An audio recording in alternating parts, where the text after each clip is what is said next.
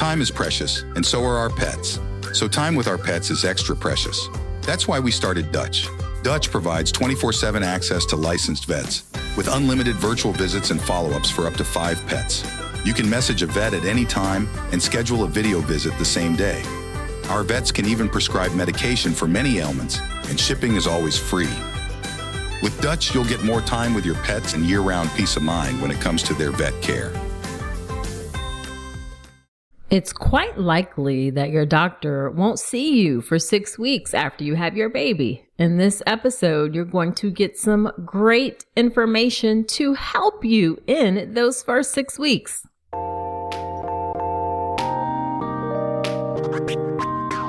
Welcome to the All About Pregnancy and Birth podcast. If you're having a baby in the hospital, you are giving birth in a system that too often takes away power from women over what happens in their own bodies. I'm Dr. Nicole Calloway Rankins, a practicing board-certified OBGYN who's had the privilege of helping well over 1,000 babies into this world. I've been a doctor for over 20 years, and I'm here to help you take back your power, advocate for yourself, and have the beautiful pregnancy and birth that you deserve. This podcast is for educational purposes only, and it's not a substitute for medical advice. Check out the full disclaimer at drnicolerankins.com/disclaimer. Now let's get to it. Hey there, before we dive into the episode, the Birth with Power Pathway launches in May. And if you're getting ready for your hospital birth, you don't want to miss it. It's the updated version of my online birth course designed to get you calm, confident, and empowered. Hop on my email list now at drnicolerankins.com/email to be the first to know when it's live. Hello there. Welcome to another episode of the podcast. This is episode number 248. Whether this is your first time listening or you have been here before, thank you for spending some time with me today. This episode is all about helping you during those first 6 weeks postpartum. The reality is that once you get discharged from the hospital, your doctor likely won't see you for 6 weeks. Now, ACOG, the American College of Obstetricians and Gynecologists, they are the organization that sets standards for care for OBGYN in the U.S. They say that all women should ideally have contact, and I say contact in air quotes, with the maternal care provider within the first 3 weeks postpartum. And the reason I say contact is because it doesn't necessarily mean that it has to be an in-person visit. It may be a phone call. And even with that, there still typically isn't contact within those first 6 weeks. Despite that recommendation, it hasn't caught on that people need to be seen sooner than 6 weeks postpartum. And I'll add that a lot of the reasoning behind a single visit postpartum is that the way OB care is paid for in the U.S., it's paid as something called a global fee. So your OBGYN or midwife gets a single big fee for all of your prenatal care and postpartum care. So it's not advantageous to them to have several appointments in the postpartum period because it essentially takes up appointment time. So they have come, or we have come to as a specialty that 6 weeks is considered a good time to check in and do a single appointment and get everything done. I'm not saying that's right, and actually it's not right, but that's the history behind how we got to that single appointment at 6 weeks. So in this episode, you're going to get some information again to help you during that time, those first 6 weeks. I'm going to talk you through the normal changes that happen in your body after birth, some essential things that you need for your baby to help you get started. It's not as much as you think. And then 10 crucial tips to just help you manage those first 6 weeks. This lesson is taken from the birth preparation course. The birth preparation course is my online childbirth education class that will get you calm, confident, and empowered to have a beautiful birth. Of course, it not only covers things for your labor and birth, it covers things for the postpartum too. And of course, this podcast is fantastic. It is great for helping you get information. I put my heart and soul into it. But you have to understand that the podcast is not organized in a structured fashion in order to walk you through things step by step by step. The episodes differ, the topics differ, whereas inside of the birth preparation course, everything is organized in a specific fashion to help take you through getting ready for your birth and some mental preparation, then understanding what happens in your body during labor and birth, then preparing yourself for any possible curveballs that may come your way, and then information about the postpartum period. So it's really organized and structured. And there's also information inside the course that's very visual. Some of the things like cervical dilation or position changes or what the hospital room looks like. There's just some things that can't really be communicated on the podcast. You really need that visual element. So I want to encourage you to go to drnicolerankins.com/enroll, check out the birth preparation course, and use the code Dr. Nicole to get 10% off. Again, that's drnicolerankins.com/enroll. And use the code Dr. Nicole to get 10% off. And if you don't choose the birth preparation course for childbirth education, please choose something. It is so, so important and you should not skip it. Okay, so let's get into those first 6 weeks postpartum. We're going to start off with what are the normal changes that will happen in your body after you give birth.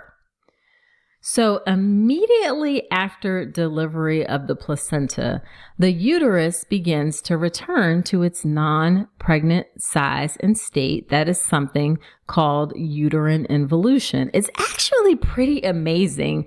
Like a whole human being will be inside of your uterus, and then almost immediately after the baby is out, the uterus shrinks to about half its size.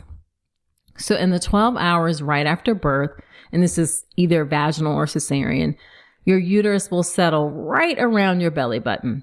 And then it will decrease in size by approximately 1 centimeter per day.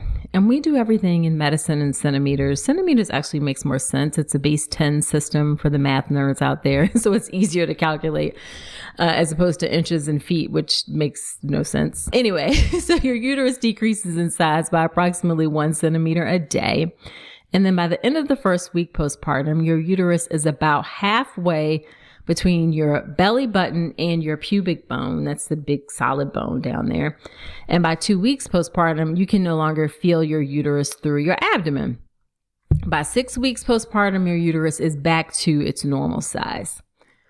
Now your cervix will be very soft and it's kind of floppy after delivery. It's still open a bit. It remains slightly dilated for a few days and then it is essentially closed by about 1 week.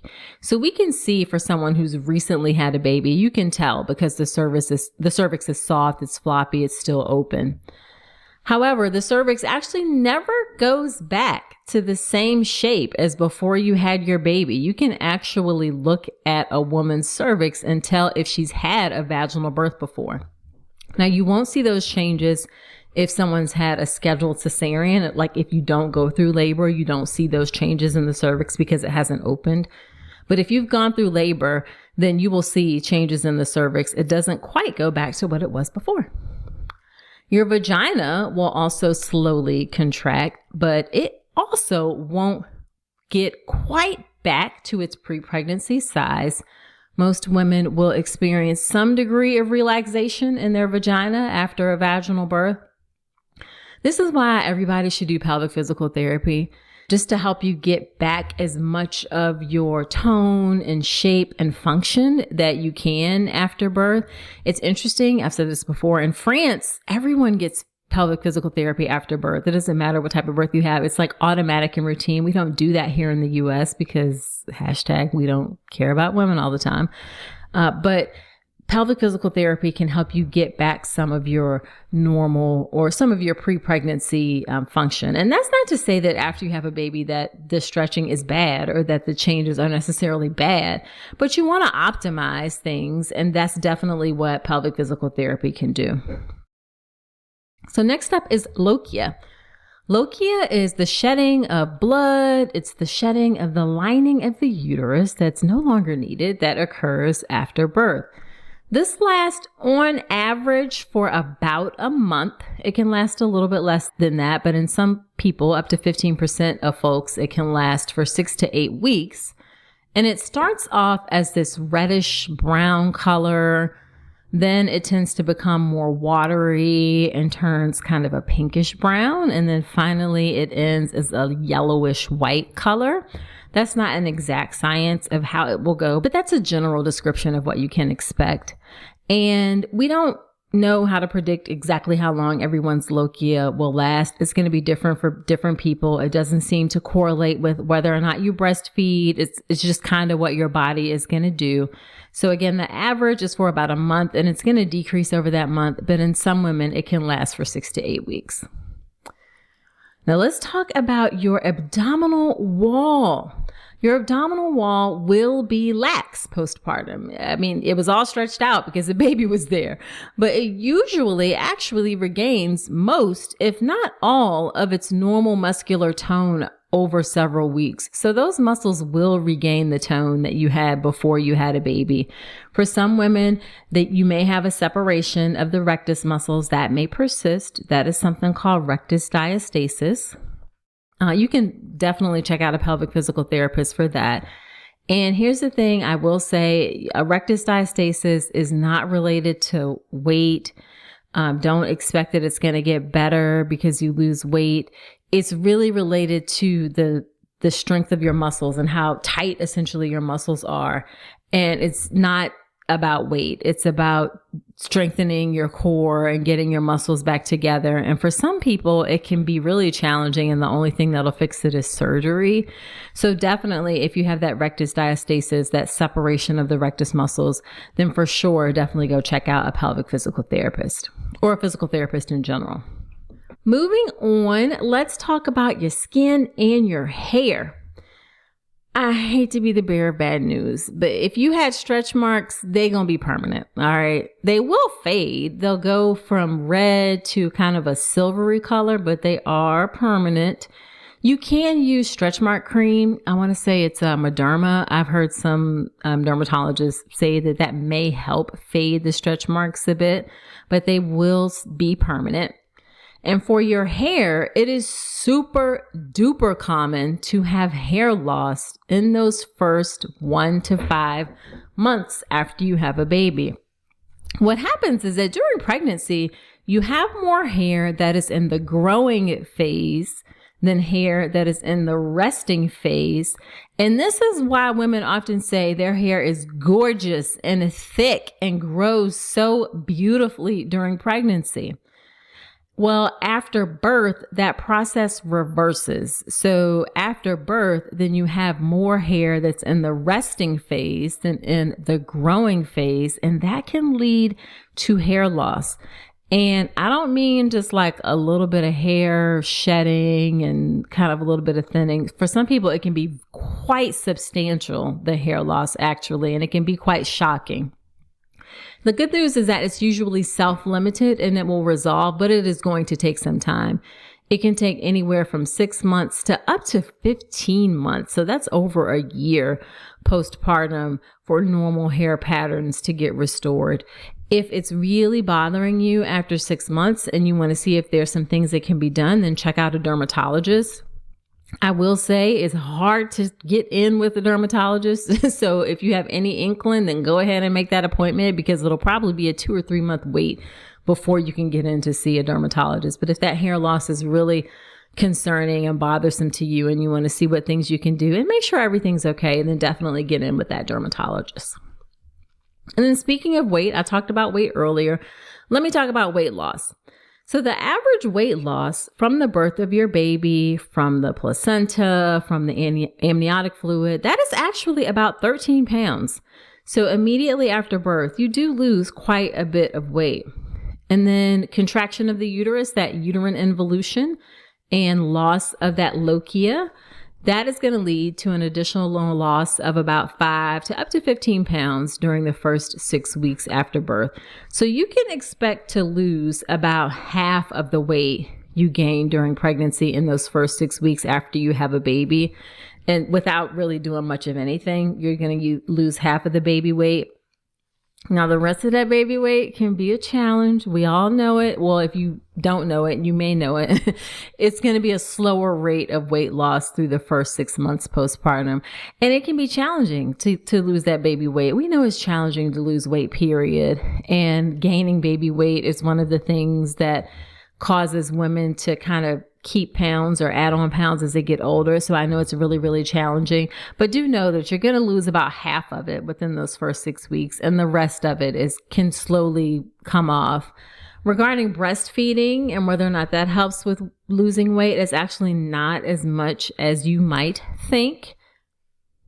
It's only a few extra calories a day that you're using with breastfeeding, or I should say burning with breastfeeding. And sometimes that can be offset by the fact that you have an increased appetite. So you may lose a little bit, but it's not as much as you think. If you want to learn more about postpartum weight loss, then check out episode 175 of the podcast. It's called F the Snapback, with endocrinologist and obesity medicine specialist, Dr. Katie Brown. She gives some excellent information in there to help with postpartum weight loss. And that's drnicolerankins.com/episode 175.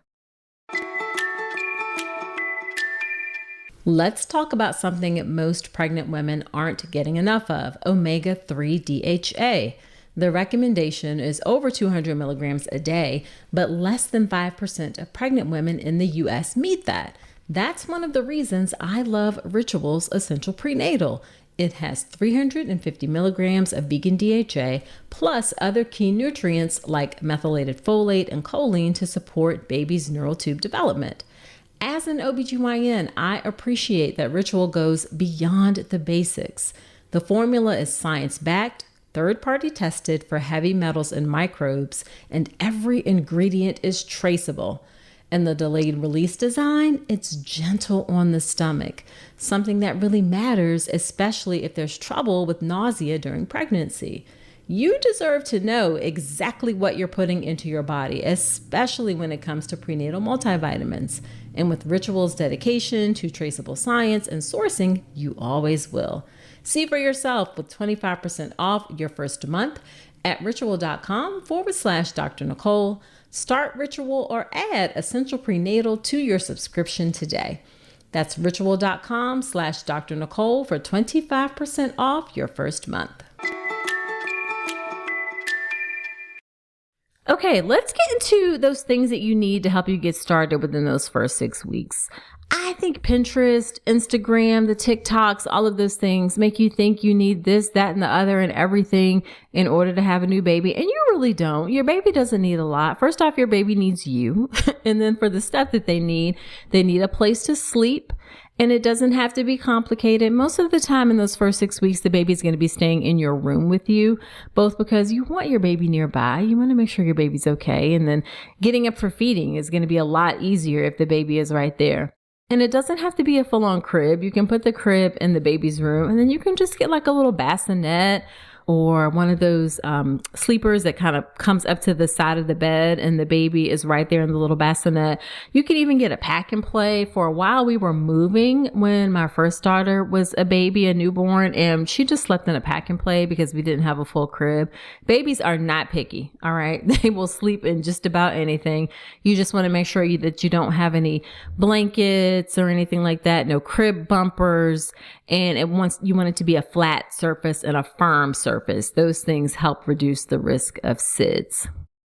Now, clothes. Baby clothes are so cute. They're absolutely adorable, but you also burn through them pretty quickly because your baby's growing. So you don't necessarily want to buy a ton of things. Of course, you want to have some cute outfits and things, but really in those first 6 weeks, you just need a few onesies. You need some pajamas because babies aren't supposed to sleep with blankets. So just some onesies, some pajamas. They have all kinds of fancy things where they can zip up, they can zip down, snaps to make it easier to do diaper changes and things like that. But you don't really need a ton of clothes. I highly suggest that you do not buy a lot of newborn size clothes. Because one, you may mess around and have a bigger baby than you think. And then those newborn clothes are going to last all of a week, maybe 2.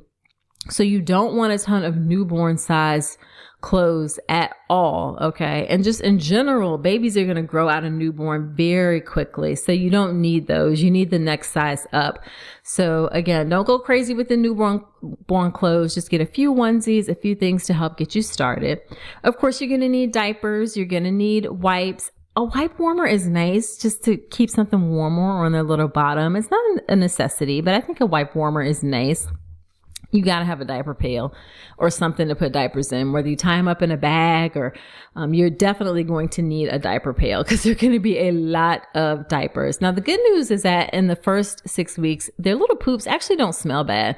The baby's poops don't actually smell bad until they start eating solid food, which is going to be later. So in the beginning, the poop doesn't smell. Now it looks terrible. It can be green. It can be yellow. It can go all up their backs, all up their fronts, all of that kind of stuff. But you want to have something to dispose of those diapers. And that is if you use disposable diapers. I know lots of folks are using cloth diapers these days. I never did cloth diapers, but I've seen lots of people do cloth diapers. My mom actually did cloth diapers back in the day. So maybe that may be something you want to look into as well. They have excellent cloth diaper services, and those you just wash and reuse. Of course, you need your supplies to feed your baby. You need your burp cloths. You need a nursing pillow. You need nursing tops if you're breastfeeding. And this, of course, is if you're breastfeeding. Those nursing tops are so crucial to make it so that you don't have to take your whole shirt off or lift your whole shirt up in order to breastfeed. You can just bring the little snaps down. Target has tons of super cute ones. Amazon, there are lots of super cute nursing tops out there to make it easier for you to nurse. Remember that in those first 6 weeks, you're probably not going to be going out a ton. Definitely not going out a ton in those first 2 to 3 weeks. You're going to be at home. You're going to be recovering.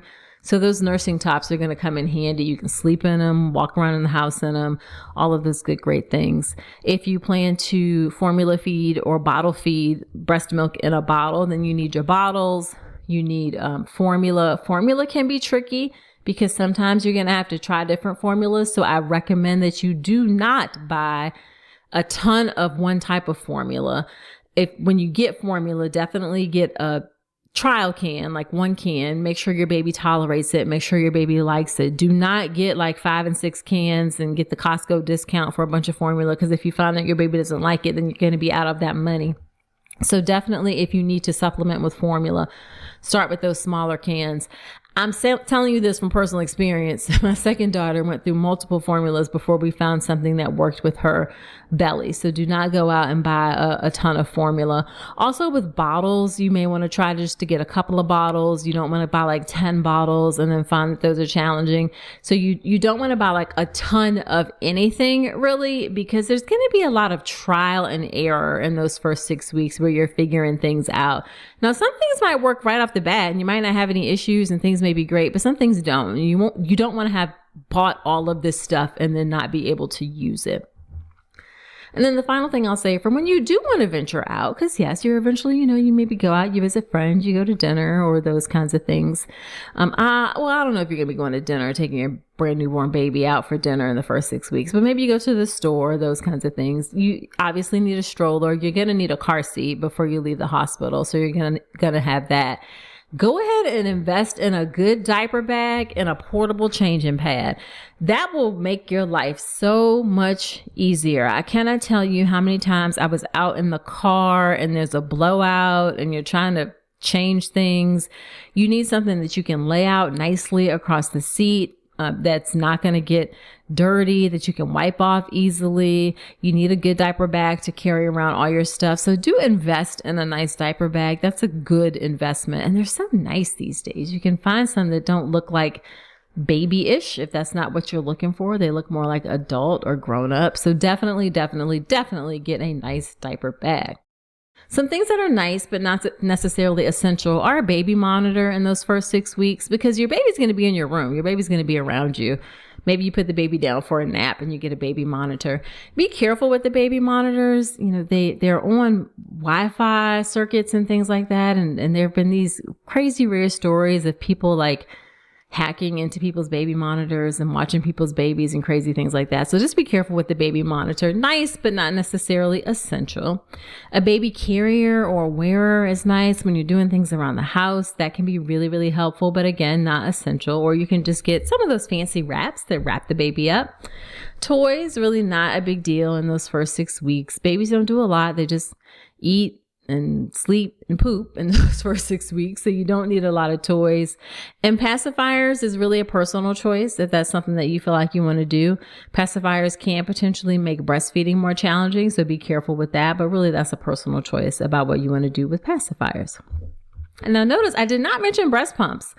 Breast pumps are necessary if you eventually plan to go back to work or be away from your baby and you want to continue to get breast milk. So yes, you will need a breast pump, but you probably will not need it right in the beginning. In the beginning, you're generally establishing breastfeeding at the breast. Please know that insurance will pay for a breast pump. That is required by the Affordable Care Act, that insurance pays for a breast pump. Go to Aeroflow, AEROFLOW, and they can help you get a breast pump. They'll help you get the breast pumps for free. They're a really helpful service. So that's AEROFLOW. I think the website is aeroflowbreastpumps.net, I believe, but just Google Aeroflow and that will help you. Okay, so just to finish out, here are those 10 tips that I talked about that are really going to help you mentally, physically get through those first 6 weeks. So let's just run them straight down. Number 1, without question, there will be ups and downs. There will be high moments when you are so in love with this sweet, beautiful human being that you have been blessed to give birth to. But there will also be low moments where you are like, what in the hell is happening? Having a baby is hard AF, okay? All of that is normal, totally normal that you're not constantly in love, totally normal to have those ups and downs. I remember, especially with my second daughter, just sitting up one night at like 2 a.m. in the morning and she was wide awake and she's just looking around and I'm just like, what in the world is happening here? So there will be for sure ups and downs. So get ready for it. It's totally normal, totally normal. Also be prepared. Number 2, you're not going to always have the warm fuzzies for this baby. It takes time for you to get this new person who is going to completely invade and upend your life as you know it. All right. Even though this new person is tiny, they bring a whole lot of stuff with them. It's a whole new lifestyle. Things are going to change for you. And you may not always have the warm fuzzies about that. Again, that is normal. And it can be even harder if you have a fussy or colicky baby. Again, even though those little things are tiny, they can be loud. All right. Also, if you have one that has a very erratic sleep schedule, that can also make it so that you don't always have the warm fuzzies for your baby. That is totally, totally, totally normal. Doesn't mean you're a bad mother. It means you're a normal mother. And that goes into number 3. Give yourself and your baby some time to adjust. This new little person just spent the last 40 weeks or so inside your body. They were never alone. They were always right close to you. It was warm. It was pretty quiet. It can be a big adjustment for them to be on the outside and learning this new world and this new space. So give them some grace also, and give yourself some grace to adjust to getting to know this new person as well. Number 4, ask for help. Ask for all the help. Your partner cannot read your mind. Don't think that, if they love me, they would know what I need. Don't do that, y'all. Don't do that. Be sure to vocalize your needs, exactly what you need. Get your partner involved. This is you and his baby, and both of you should help, all right? I think we're past some of those sort of outdated notions that dads somehow can't take care of babies and do all of the things. I think dads actually these days really want to be involved in caring for their children. They can actually sometimes feel left out, especially if you're breastfeeding, because if you're breastfeeding, you will be spending a lot of time with your baby. But there are still plenty of ways for dad to be involved and for dad to have bonding with the baby. They can do skin to skin time. They can do bath time. Of course, they can change diapers. If you pump milk, they can feed the baby with a bottle. That can be very helpful in some of those middle of the night feedings to help distribute those between the two of you so you can each balance some sleep. Of course, partners can help with laundry. They can help with cooking. They can wash those bottle parts. They can wash those pump parts. And the sooner you get into a shared routine with taking care of this baby, the better it will be in the long term. So it's really important in those first 6 weeks to establish that shared routine of taking care of this baby that you all made together. Now, as far as asking for help from family and friends, of course, it's natural that family and friends are going to want to come and they're going to want to see the baby, and that's perfectly fine. However, help from family and friends ain't the same as visits from family and friends. Help means they should be helping do things so that you can spend more time with the baby, especially in those first 6 weeks. Remember, I mentioned this is when you all are just getting to know each other. You're just seeing each other on the outside, getting to know the smells, the sights, the things you like, you don't like, all of those good, great things. So you need to be able to spend time bonding with your baby. Family and friends shouldn't be coming over and sitting and holding the baby. Family and friends should be coming over and they look at the baby. Yes, they say hi to the baby, but if they want to help, they need to do some meals. They need to do laundry. Maybe they bring some groceries. They need to be doing things that make your life easier. So ask for that. Okay. Number 5, take some time for yourself. Even in those first 6 weeks, it can be hard to be attached to this new human being who depends entirely on you for its survival. Sometimes you need a break. You need to rest. You need to recharge. Hand the baby to your partner. Go for a walk. Have a parent-in-law watch the baby for a little bit. It doesn't even have to be long. Sometimes it can be like 20 minutes or 30 minutes. Go for a walk, take a nap, take a nice long bath. Definitely take time for yourself, because the most important piece for a healthy child is a healthy mom, and that means you have to take care of yourself. All right, number 6 is, if you can, ease yourself back into work. And I say if you can, because unfortunately, some folks have to go back to work pretty quickly postpartum because of the shameful maternal and paternal health policies that we have in the United States. Sideline, go vote for things that support better maternal health care policies, including parental leave. Some folks have to go back at 4 or even 6 weeks. But if you can, ease yourself back into work, including work around the house. We have this, snap back. You got to get back into it. Hustle, grind culture in America. I think we're getting a little bit better about that. I see things like quiet quitting at work and things like that. So it's not as bad, but there's still a little bit of that you should be self-sufficient in America kind of thing.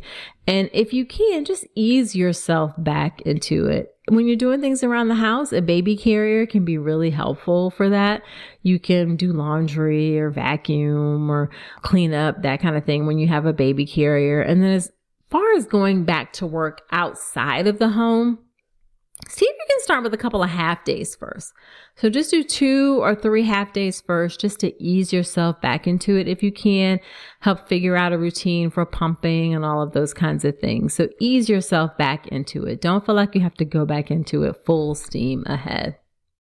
And speaking of leave and maternity leave, do know your options. Every company, every workplace is different. Sometimes if you take leave before the baby comes, that will reduce the amount of leave that you can take later. And you need to know how much is paid, and if so, how much, because it may not be your full salary. In fact, it's likely not going to be your full salary, and you may not get paid the entire time for your leave.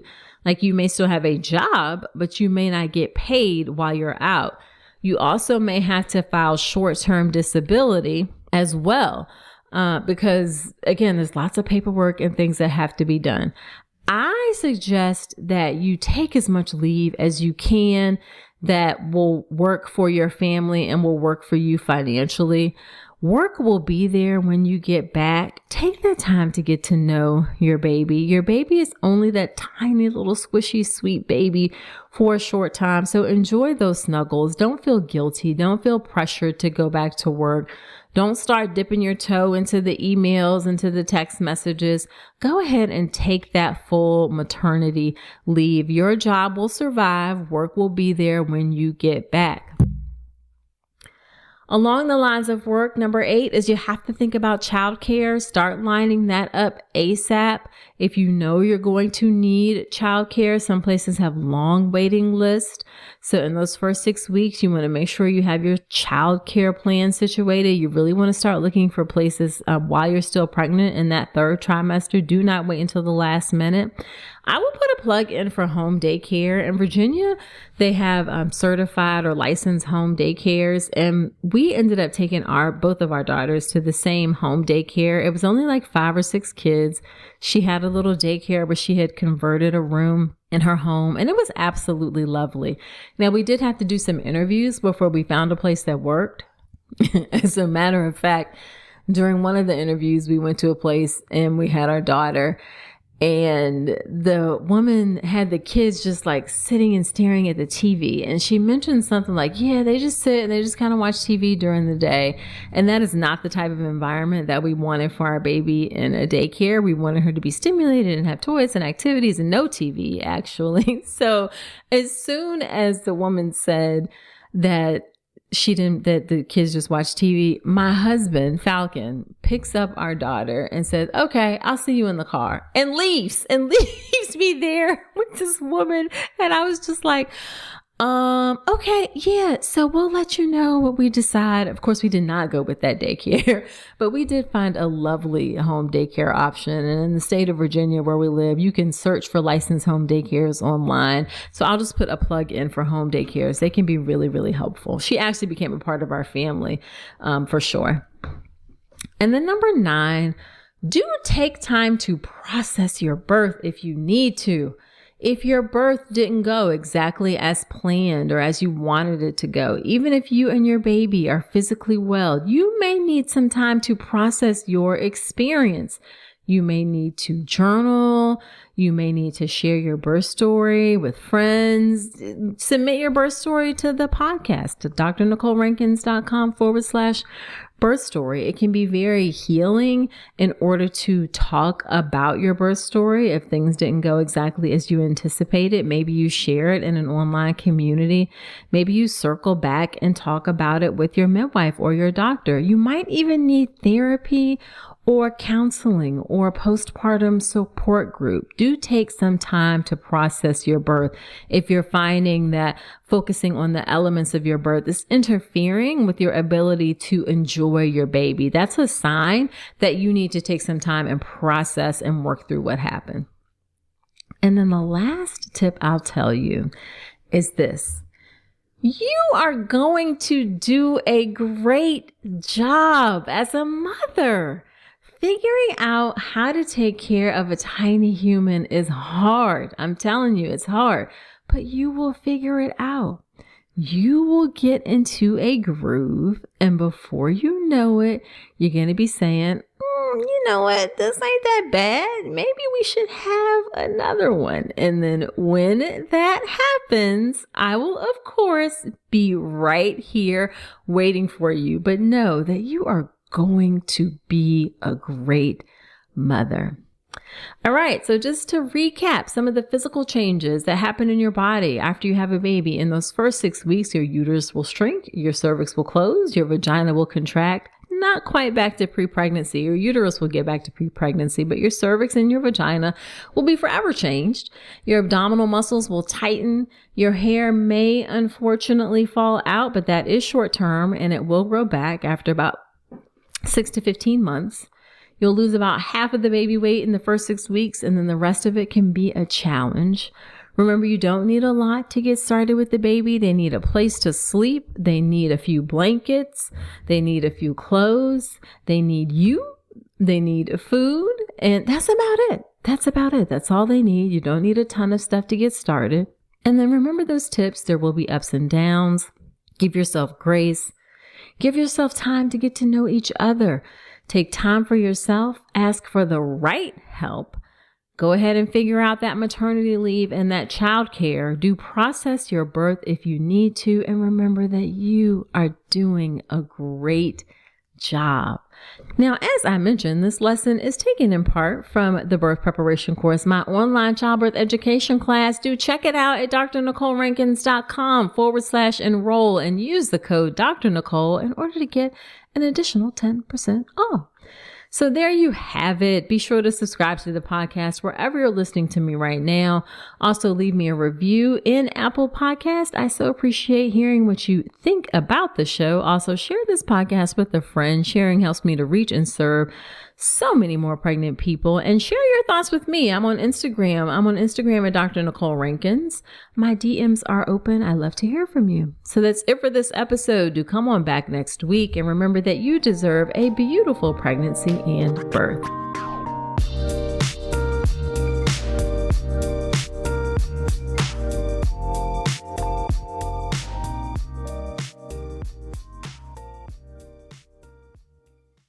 Time is precious, and so are our pets. So time with our pets is extra precious. That's why we started Dutch. Dutch provides 24/7 access to licensed vets with unlimited virtual visits and follow-ups for up to 5 pets. You can message a vet at any time and schedule a video visit the same day. Our vets can even prescribe medication for many ailments, and shipping is always free. With Dutch, you'll get more time with your pets and year-round peace of mind when it comes to their vet care.